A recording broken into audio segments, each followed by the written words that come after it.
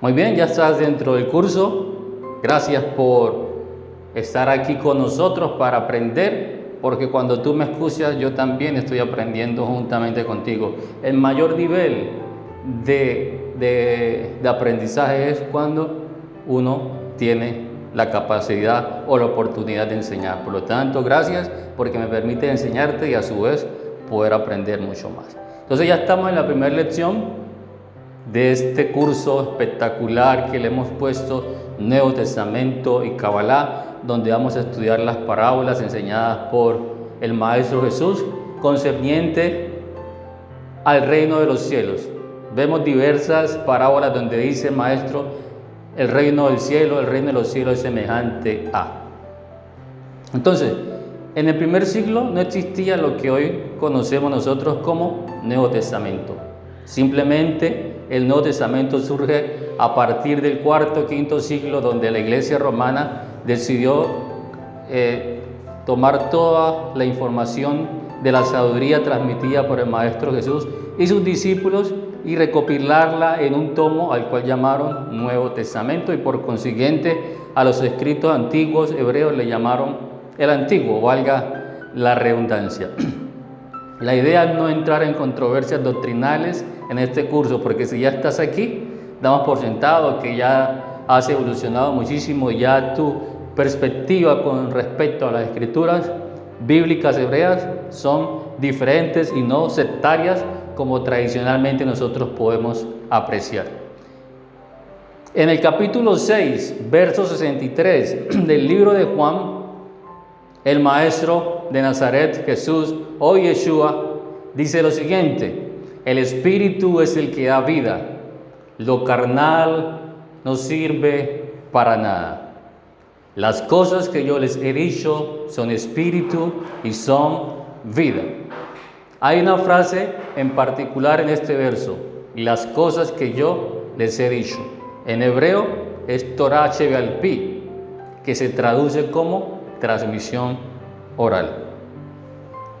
Las cosas que yo les he dicho, en hebreo es Torah Shebe'al Pi, que se traduce como transmisión oral. El Maestro Jesús enseñó a sus discípulos la transmisión oral de los saberes antiguos que viene desde el antiguo Egipto, enseñado por Hermes, que a su vez le enseñó a Abraham, el primer hebreo, que le enseñó a sus hijos, y sus hijos se encargaron de enseñarle a sus hijos. Entonces, por un lado tenemos los 12 hijos de Israel, los cuales recibieron esta información, las famosas 12 tribus.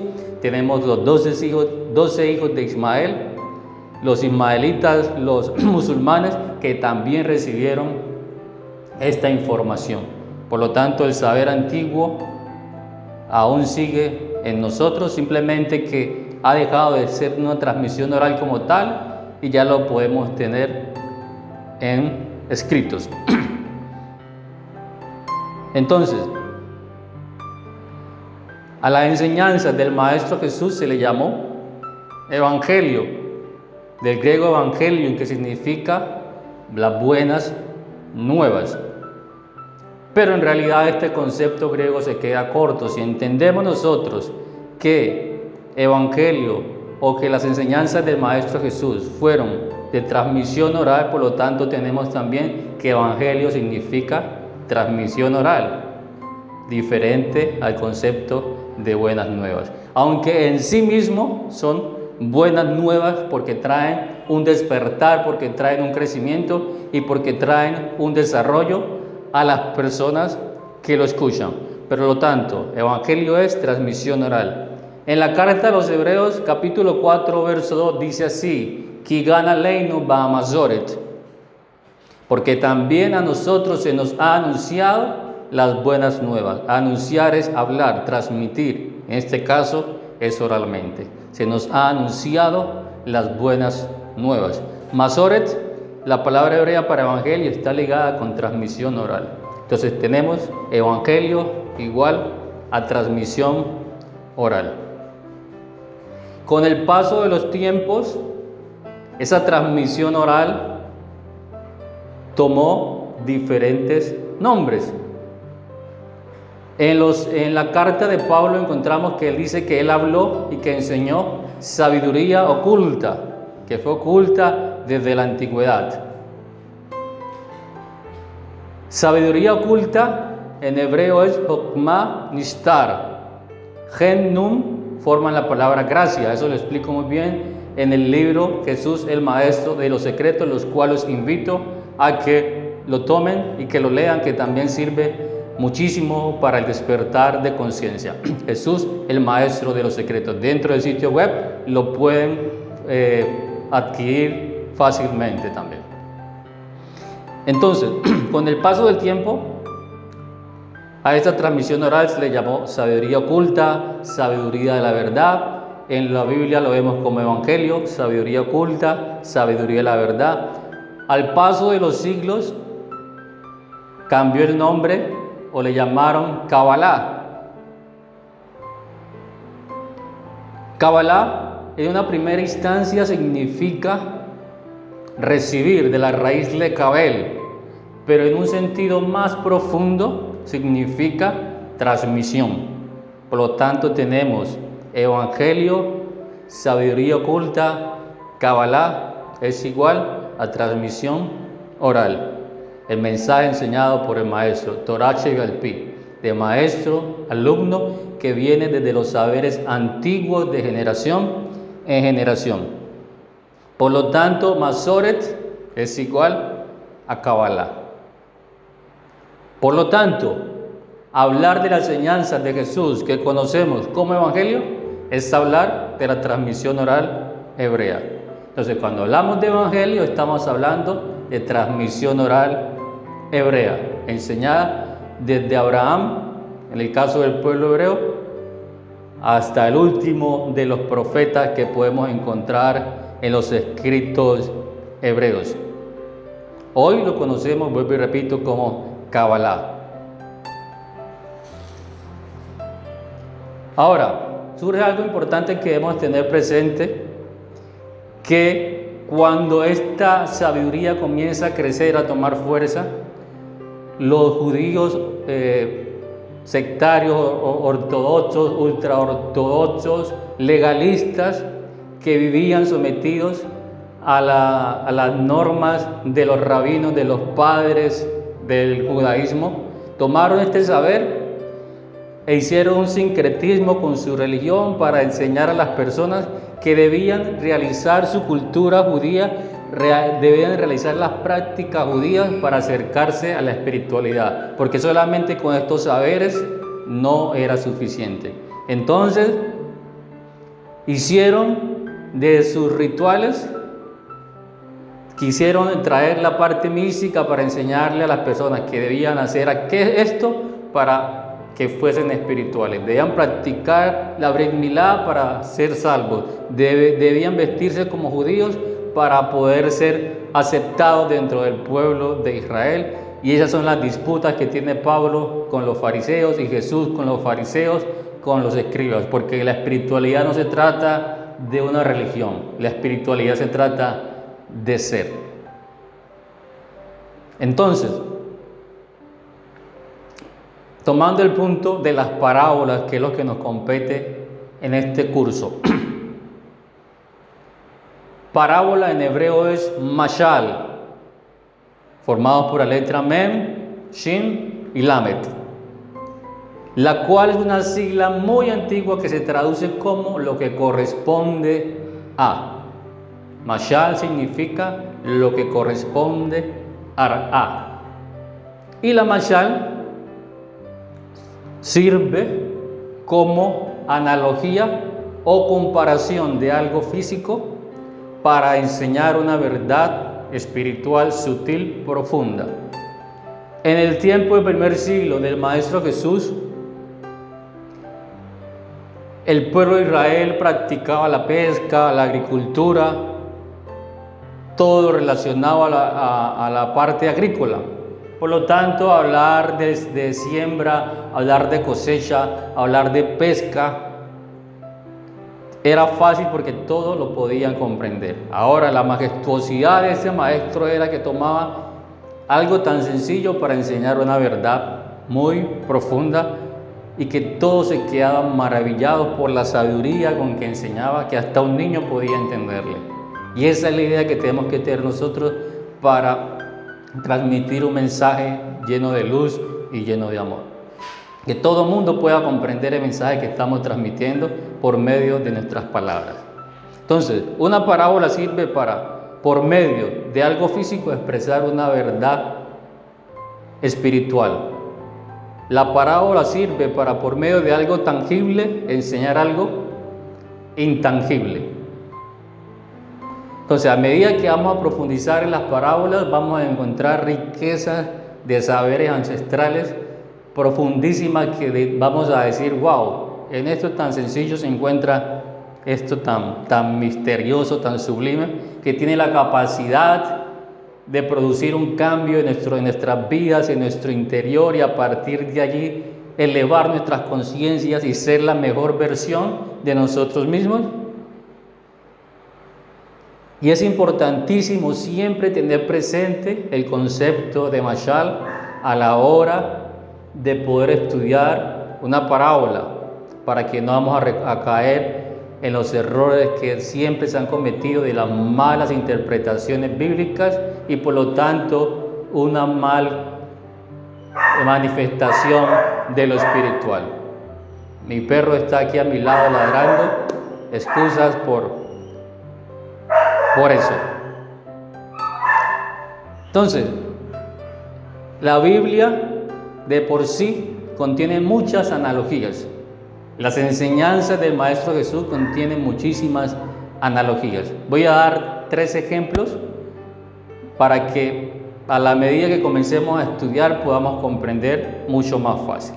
Por ejemplo, cuando dice una parábola, el hombre se refiere en el árbol de la vida al Zeir Anpin, el mundo de Yetzirah, o las 6 sefirot emotivas del hombre. Y cuando hablamos de Zeir Anpin estamos hablando de unas emociones maduras. Lo mismo ocurre con la palabra día. Hace referencia a los 6 primeros días de la creación, donde las emociones son maduras. Noche, por el contrario, a día, nos habla de unas emociones inmaduras, donde no se ha logrado el objetivo de esta vida, que es madurar, de unificarlo todo. ¿Por qué se enseñaba en parábolas? Las personas que escuchaban el mensaje por primera vez de Jesús estaban sometidas a las enseñanzas, llamémosle falsas enseñanzas, de los escribas y de los fariseos. ¿Por qué falsas? Porque estaban encaminadas a lo que dije hace un rato, solamente a enseñar las tradiciones, a lo que ellos le llaman las tradiciones de los padres, a las tradiciones rabínicas, en vez de enseñar lo que realmente era la ley de la vida, que es el amor, el otorgamiento. Se enfocaban más en tradiciones que en enseñar realmente lo que era la espiritualidad.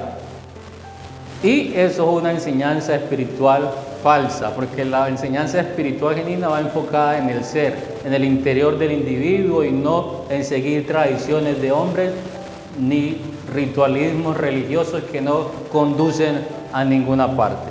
Pablo en la carta de Gálatas dice que Jesús nació en una generación donde abundaban los legalismos de la Torá. Entonces, esas personas que escuchaban el mensaje de Jesús, de Maestro Yeshua, tenían una conciencia dormida, porque esos mensajes no tienen la capacidad de despertar la conciencia de las personas. Entonces, simplemente personas que andan en tradiciones, siguiendo lo que otro dijo, pero no desde un punto de vista crítico, ni desde un punto de vista espiritual. Dormidos, como dice el Evangelio, ciegos llevando a ciegos, por lo tanto ambos caen en el hoyo. Entonces, se enseñaba en parábolas porque era necesario primeramente enseñar a las personas a pensar por sí mismas, para que tuvieran vida. Ya no a seguir en silencio lo que el otro maestro dijo, sino que ahorita van a enseñar por medio de una comparación a que las personas pudieran aprender a pensar y a sacar una conclusión valiosa de las enseñanzas. Entonces, cuando las personas lograban ese estado de pensar por sí mismos y sacar una conclusión, encontrar el mensaje espiritual dentro de la parábola, la persona iba a valorar esa información, la persona iba a valorar esa verdad y por lo tanto su conciencia podría despertar. Es allí cuando se tiene vida y cuando el conocimiento tiene valor. En nuestros días y en aquellos días también no es mucho la diferencia, las personas tienen poco o casi nada conocimiento de la verdadera verdad, llamémoslo así, de la realidad. ¿Y cuál es esa verdad? Que cada cosa manifiesta tiene su raíz en algo inmanifiesto. Esa es la verdad de la verdad, esa es la verdad de todas las cosas. Dentro, cada cosa manifiesta tiene su raíz espiritual en algo inmanifiesto y eso manifiesto depende absolutamente de lo inmanifiesto. Por lo tanto, todo lo que podemos hacer aquí, todo lo que obtenemos aquí, todo lo que podemos hacer aquí depende de la vida espiritual que podamos tener cada uno de nosotros. Entonces, lo primero que se quiere enseñar por medio de las parábolas es que las personas reconozcan la verdad por sí solas, que lleguen al conocimiento pleno por sí mismas, que conozcan las leyes que imperan en esta creación de amor y de otorgamiento, las leyes de correspondencia, las leyes de causa y efecto, las leyes del amor, en fin, lo cual dará muchísima luz, se adquirirá muchísimo conocimiento y una fuerza en el espíritu. Y es allí cuando surge de nosotros esos seres de luz que realmente somos. Desafortunadamente, las personas desean seguir viviendo bajo las creencias de su cultura, bajo las creencias de su religión y los filtros de su ego, y no hacen ningún esfuerzo por querer comprender la verdad y las leyes de la creación. Por lo tanto, esas personas van a escuchar simplemente una parábola. El sembrador salió a sembrar, porque no están dispuestos a dejar sus creencias, no están dispuestos a hacer cambios en su vida. Entonces, cuando desde adentro surge el deseo de conectar con la espiritualidad, vamos a empezar a obtener respuestas del mundo espiritual y nuestras vidas van a ser mucho más ricas, mucho más plenas y mucho más abundantes. Entonces el maestro por eso decía, hay personas que teniendo ojos no ven y teniendo oídos no escuchan, porque no quieren hacer cambios, sino que quieren seguir sometidos a sus tradiciones legalistas, quieren seguir sometidos a su forma de pensar, quieren seguir sometidos a su cultura, a su religión y no a lo que realmente es la verdad. Por lo tanto, nosotros que compartimos un mensaje espiritual, un mensaje del Evangelio, la idea es llevar a las personas a pensar por sí mismas. No a enseñarles, sino por medio de interrogantes que las personas puedan comprender un misterio espiritual. Cierta ocasión me reuní con varias personas y me pidieron que elevara una oración. Y les dije, yo hace mucho tiempo que no oro, pero ¿cómo así? Si tú tienes una vida espiritual. Se les digo, ¿dónde está Dios? Me dicen, en el cielo. Pero si está en el cielo, entonces debo gritar para que Dios me escuche, porque está muy lejos. Entonces, ¿cómo me va a escuchar si me hinco y empiezo a orar con palabras suaves? No me va a escuchar porque Él está en el cielo. Me dicen, no, es que Él está en todas partes, está dentro de mí, en mi corazón. Ah, bueno, entonces debo ir dentro de mí, a mi interior y buscarlo allá. Y ese fue el mensaje del Maestro Jesús. Cuando oren, vayan adentro de ustedes. Entonces, y muchos me dijeron, oh, tenés razón en lo que decís. Entonces, el mejor trabajo que podemos hacer es una respiración consciente, donde vamos a nuestro interior, allá vamos a conectar con nuestra divinidad y vamos a dar fruto en esta vida. Ese es el mensaje y la invitación. a que no quieras convencer a nadie de tu verdad, a que no quieras hacer de tu verdad la verdad de las verdades. Simplemente enseña parábolas. Por medio de una realidad física trata de enseñar algo espiritual y sobre todo llevar a la gente a pensar, llevar a la gente a indagar, a cuestionar, no a cuestionar por cuestionar, sino a cuestionar para sacar una respuesta de eso que está en el telón. Jodma, que lo veremos en una de las clases, es la fuerza del hombre, es la fuerza de la pregunta. Cuando preguntamos encontramos respuestas en nuestro interior. Esa es la introducción que tenemos por este momento. Nos vemos en la segunda lección, ya donde hablaremos un poco más profundo acerca de la parábola del sembrador. Nos vemos en la segunda lección. Chao.